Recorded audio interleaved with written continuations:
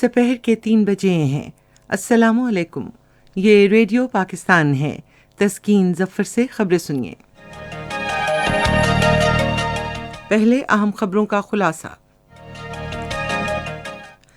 پاکستان اور ازبکستان نے تجارت سمیت مختلف شعبوں میں دو طرفہ تعاون کو فروغ دینے پر اتفاق کیا ہے۔ وزیر اعظم یہ یقینی بنانے کے لیے کہ کوئی بھوکا نہ سوئے آج ایک پروگرام کا افتتاح کریں گے۔ وفاقی تعلیم کے وزیر نے اعلان کیا ہے کہ کرونا وائرس کے مریضوں کی شرح میں اضافے کے پیش نظر اسلام آباد، پشاور اور پنجاب کے 7 شہروں میں تعلیمی ادارے پیر کے روز سے 2 ہفتے کے لیے بند رہیں گے۔ 60 سال اور اس سے زائد عمر کے افراد کو کرونا وائرس سے بچاؤ کی ویکسین لگانے کی مہم کے دوسرے مرحلے کا آغاز ہو گیا ہے۔ وزیر اطلاعات نے کہا ہے کہ صادق سنجرانی کے بطور چیئرمین سینٹ کامیابی کے لیے تمام سیاسی، جمہوری اور قانونی ذرائع بروئے کار لائے جائیں گے۔ اور برطانوی دارالعوام میں بھارت میں متنازع زرعی قوانین اور آزادی اظہار پر قدغن کے بارے میں تفصیلی بحث کی گئی ہے۔ اور اب خبریں تفصیل سے۔ پاکستان اور ازبکستان نے تجارت سمیت مختلف شعبوں میں دو طرفہ تعاون کو فروغ دینے پر اتفاق کیا ہے۔ یہ اتفاق رائے آج اسلام آباد میں وزیر خارجہ شاہ محمود قریشی اور ازبکستان کے ان کے ہم منصب عبدالعزیز کاملوف کے درمیان ملاقات میں طے پایا۔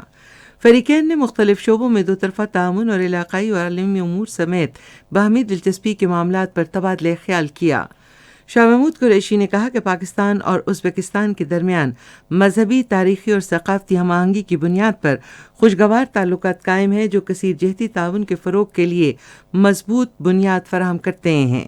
انہوں نے کہا کہ دونوں ملکوں کے درمیان علاقائی روابط، خصوصاً پاکستان، افغانستان اور ازبکستان کے درمیان ریلوے منصوبے پر جلد عمل درآمد کے حوالے سے قریبی رابطہ قائم ہے۔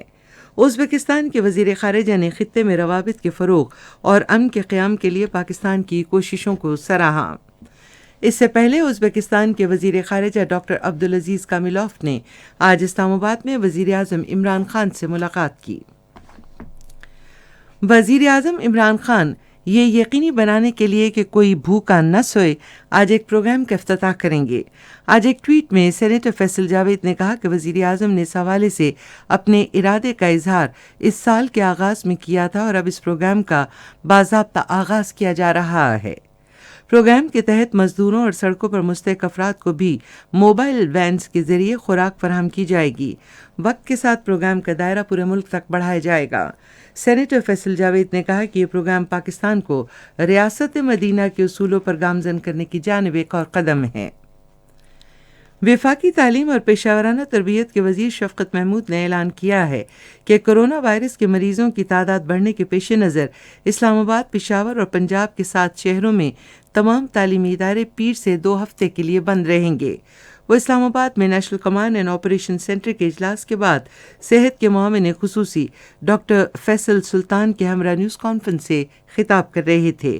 شفقت محمود نے کہا، سوموار سے یعنی کہ 15 تاریخ سے بہار کی چھٹیاں جو ہے وہ شروع ہو جائیں گی اور وہ 28 مارچ تک رہیں گی۔ فیصل آباد، گجرانوالہ، لاہور، گجرات، ملتان، راولپنڈی، سیالکوٹ اور اسلام آباد کے جتنے تعلیمی ادارے ہیں وہ بھی منڈے سے بند ہو جائیں گے۔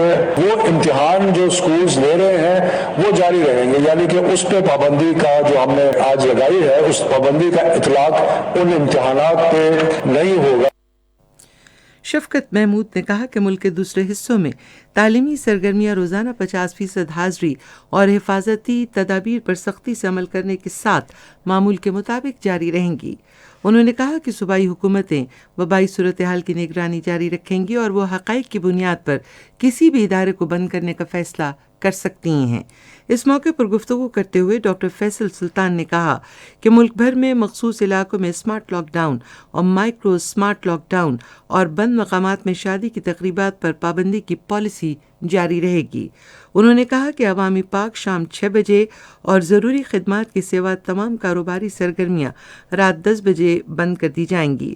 انہوں نے کہا کہ صورتحال کا آئندہ ماہ کی 12 تاریخ کو دوبارہ جائزہ لیا جائے گا۔ متعدد سرکاری اسپتالوں میں 60 سال سے زائد عمر کے افراد کو کورونا وائرس سے بچاؤ کی ویکسین لگانے کی مہم کے دوسرے مرحلے کا آغاز ہو گیا۔ صحت کی پارلیمانی سیکرٹری ڈاکٹر نوشین حامد نے ایک نجی نیوز چینل سے گفتگو کرتے ہوئے کہا کہ ویکسین کے لیے اندراج کروانے والے بزرگ شہریوں کو ان کے موبائل فونز پر ہدایات پر مبنی SMS موصول ہوگا اور پہلے زیادہ عمر کے افراد کو ویکسین لگائی جائے گی۔ انہوں نے کہا کہ ویکسین 3 مراحل میں لگائی جائے گی۔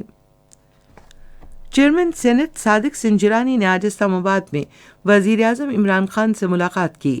ادھر سینیٹر بیرسٹر محمد علی سیف نے بھی وزیر اعظم سے ملاقات کی۔ سائنس اور ٹیکنالوجی کے وزیر فواد حسین چودھری بھی ملاقات میں موجود تھے۔ اطلاعات و نشریات کے وزیر شبلی فراز نے کہا ہے کہ حزب اختلاف ووٹوں کی خرید و فروخت سمیت تمام غیر قانونی اور غیر اخلاقی ہتھ کنڈے استعمال کر کے جمہوریت کو نقصان پہنچا رہی ہے۔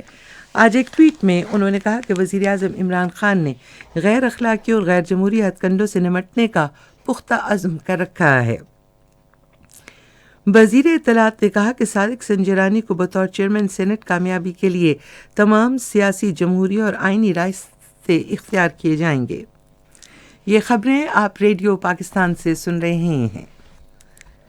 سینٹ میں قائد ایوان شہزاد وسیم نے ایوان بالا کی کارروائی احسن طریقے سے چلانے میں تمام سینیٹرز کے کردار کو سراہا ہے۔ ایوان بالا کی اہمیت کو اجاگر کرتے ہوئے انہوں نے کہا کہ یہ وفاقی ایوان ہے جس میں تمام چاروں صوبوں کے نمائندے ہیں۔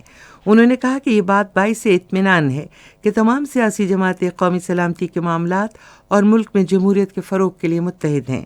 اپنی الوداعی تقریر میں ڈاکٹر جہاں زیب جمالدینی نے ملک میں جمہوری اقدار کے فروغ پر زور دیتے ہوئے کہا کہ ملک کو آگے لے کر جانا زیادہ اہم ہے۔ انہوں نے کہا کہ نظام کو مستحکم کرنے کے لیے ہمیں ماضی کی غلطیوں سے سیکھنا چاہیے۔ عثمان کاکڑ نے نظر انداز کیے گئے علاقوں کے عوام میں احساس محرومی کو دور کرنے کا مطالبہ کیا۔ انہوں نے کہا کہ دہشت گردی کے خلاف جنگ میں قبائلی اضلاع نے بہت مشکلات جھیلی ہیں۔ سینٹ کا اجلاس اب کل صبح 10:30 بجے تک کے لیے ملتوی کر دیا گیا۔ نریندر مودی کی سربراہی میں فسطائی حکومت کے تحت بھارت کی ہزیمت اٹھانے کے پے در پے واقعات پیش آ رہے ہیں اور اس حوالے سے تازہ واقعہ برطانیہ کی طرف سے بھارت میں متنازع زرعی قوانین اور آزادی اظہار کے بارے میں تفصیلی بحث کرانا ہے۔ بحث کے دوران لیبر پارٹی، لبرل ڈیموکریٹس اور اسکاٹش نیشنل پارٹی کے کئی اراکین نے احتجاج کے سلسلے کے دوران بھارتی حکومت کے رد عمل پر سخت تشویش ظاہر کی۔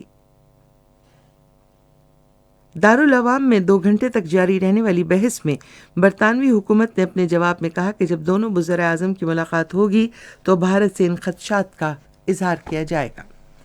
میانمار میں آج فوج اور پولیس کے سینکڑوں اہلکاروں کو مالوا گونے ریلوے اسٹیشن اور اس کے عملے کے رہائشی علاقے میں تعینات کیا گیا، جہاں تقریباً 800 کارکنان احتجاج میں شرکت کر رہے ہیں۔ ملک میں فوج کی طرف سے سویلین رہنما آنگ سان سوچی کو معزول اور گرفتار کیے جانے کے بعد روزانہ کی بنیاد پر احتجاجی مظاہروں کا سلسلہ جاری ہے۔ افغانستان کے 5 صوبوں میں ہونے والی لڑائی کے دوران 20 سیکیورٹی اہلکار ہلاک ہو گئے۔ فوج کے مطابق ہلاکتیں غزنی، دائکنڈی، بدخشاں، خوست اور بلخ کے صوبوں میں ہوئیں۔ تیونس کے ساحل کے قریب 2 کشتیاں ڈوبنے سے 39 تارکین وطن ہلاک ہو گئے۔ یہ افراد بحیرہ روم کے ذریعے اٹلی کے جزیرے لامپیڈوسا میں داخل ہونے کی کوشش کر رہے تھے۔ ریڈیو پاکستان آج تیسرے پہر 4:05 پر اپنے قومی پروگرام میں کلاسیکی گلوکار استاد اشفاق علی خان کی برسی کے حوالے سے موسیقی کا فیچر پروگرام نشر کرے گا۔ موسم محکمہ موسمیات کی پیشگوئی کے مطابق آئندہ 12 گھنٹے کے دوران ملک کے بیشتر علاقوں میں موسم خشک رہے گا، تاہم خیبر پختونخوا، بالائی پنجاب، کشمیر اور گلگت بلتستان میں رات کے وقت تیز ہوائیں چلنے اور گرج چمک کے ساتھ بارش کا امکان ہے۔ آج ریکارڈ کیا گیا بعض شہروں کا درجہ حرارت: Islamabad 26 degree centigrade, Lahore 29، Karachi 32، Peshawar 27، Quetta 24، Gilgit 18، Murree اور مظفر آباد 25 ڈگری سینٹی گریڈ۔ بھارت کے غیر قانونی زیر قبضہ جموں کشمیر کے بارے میں محکمہ موسمیات کی پیشگوئی کے مطابق سری نگر، جموں، بارہمولہ، پلوامہ، اننت ناگ اور شوپیاں میں موسم ابرآلود رہنے اور گرج چمک کے ساتھ بارش، جبکہ لیہ میں موسم ابرآلود، بارش اور برف باری کی توقع ہے۔ آج ریکارڈ کیے گئے درجہ حرارت: سری نگر، پلوامہ، بارہمولہ میں 14 ڈگری سینٹی گریڈ، جموں 28، لے -5 شوپیاں اور اننت ناگ میں 13 ڈگری سینٹی گریڈ۔ آخر میں اہم خبروں کا خلاصہ ایک بار پھر۔ پاکستان اور ازبکستان نے تجارت سمیت مختلف شعبوں میں دو طرفہ تعاون کو فروغ دینے پر اتفاق کیا ہے۔ وزیر اعظم یہ یقینی بنانے کے لیے کہ کوئی بھوکا نہ سوئے آج ایک پروگرام کا افتتاح کریں گے۔ وفاقی تعلیم کے وزیر نے اعلان کیا ہے کہ کرونا وائرس کے مریضوں کی شرح میں اضافے کے پیش نظر اسلام آباد، پشاور اور پنجاب کے 7 شہروں میں تعلیمی ادارے پیر کے روز سے 2 ہفتے کے لیے بند رہیں گے۔ اس کے ساتھ ہی خبریں ختم ہوئیں۔ مزید خبروں اور تجزیوں کے لیے ہماری ویب سائٹ ہے radio.gov.pk اور فیس بک کے link radio Pakistan news official پر براہ راست ویڈیو سٹریمنگ بھی آپ ملاحظہ کر سکتے ہیں۔